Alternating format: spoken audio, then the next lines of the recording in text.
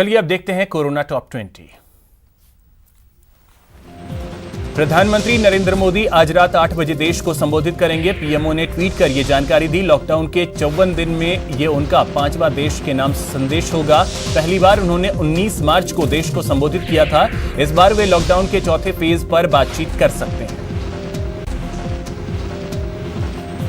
इससे पहले सोमवार को पीएम मोदी ने मुख्यमंत्रियों के साथ वीडियो कॉन्फ्रेंसिंग में लॉकडाउन में छूट देने पर चर्चा की। साथ ही सभी राज्यों से 15 मई तक ब्लूप्रिंट मांगा।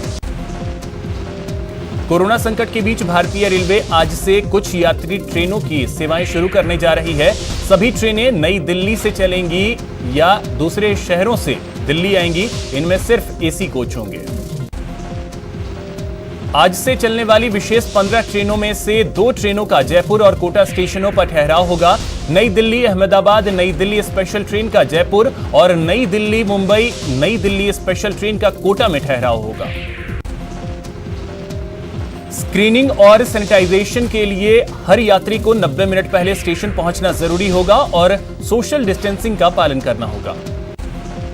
देश में कोरोना मरीजों की संख्या बढ़कर 70,756 हो गई है, जिसमें से 2,293 लोगों की मौत हुई है, जबकि 22,455 मरीज ठीक हुए हैं। महाराष्ट्र में कोरोना मरीजों की संख्या बढ़कर 23,401 हो गई है, जिनमें से 868 लोगों की मौत हुई है, जबकि 4,786 मरीज ठीक हुए हैं। गुजरात में कोरोना मरीजों की संख्या बढ़कर 8,541 हो गई है, जिनमें से 513 लोगों की मौत हुई है, जबकि 2,780 मरीज ठीक हुए हैं। दिल्ली में कोरोना मरीजों की संख्या बढ़कर 7,233 हो गई है, जिनमें से 73 लोगों की मौत हुई है, जबकि 2,129 मरीज ठीक हुए हैं। राजस्थान में कोरोना मरीजों की संख्या बढ़कर 4,056 हो गई है, जिनमें से 115 लोगों की मौत हुई है, जबकि 2,211 मरीज ठीक हुए हैं। सीएम अशोक गहलोत ने कोरोना संकट पर सर्वदलीय संवाद इस वक्त कर रहे हैं। सीएम ने जयपुर और अजमेर संभाग के सांसद और विधायकों के साथ चर्चा की और फीडबैक लिया। संवाद के दौरान सीएम गहलोत ने कहा कि आप सबकी कोशिश रंग लाई है। पूरे देश में स्वास्थ्य के मामले में राजस्थान बेहतर स्थिति में है। यहां कोरोना से मृत्यु दर में कमी आई है। कोरोना संकट के समय में सीएम ने सोशल सिक्योरिटी पर फोकस करने की बात कही। उन्होंने कहा कि हम सब मिलकर बाहर से आने वालों की मदद करें।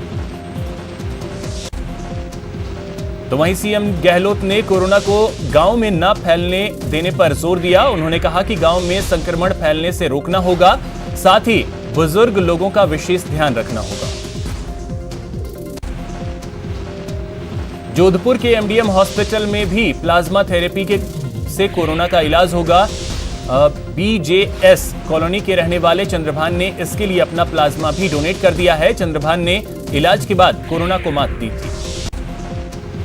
जोधपुर के एसएन मेडिकल कॉलेज में अब एक दिन में 3,000 सैंपल की जांच हो सकेगी। लंबे इंतजार के बाद सोमवार को एडवांस्ड बायोमैक्स मशीन आ गई। इस सप्ताह के अंत तक मशीन का इंस्टॉलेशन हो जाएगा।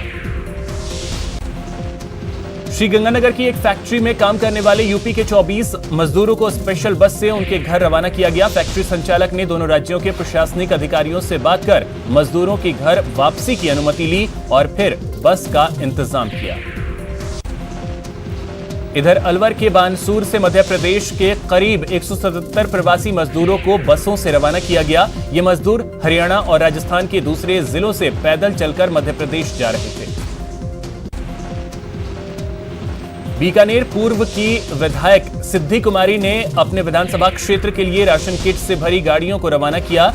ये गाड़ियां पूर्व विधानसभा क्षेत्र के सभी वार्डों में जाएंगी, जहां जरूरतमंद लोगों को राशन किट उपलब्ध करवाया जाएगा।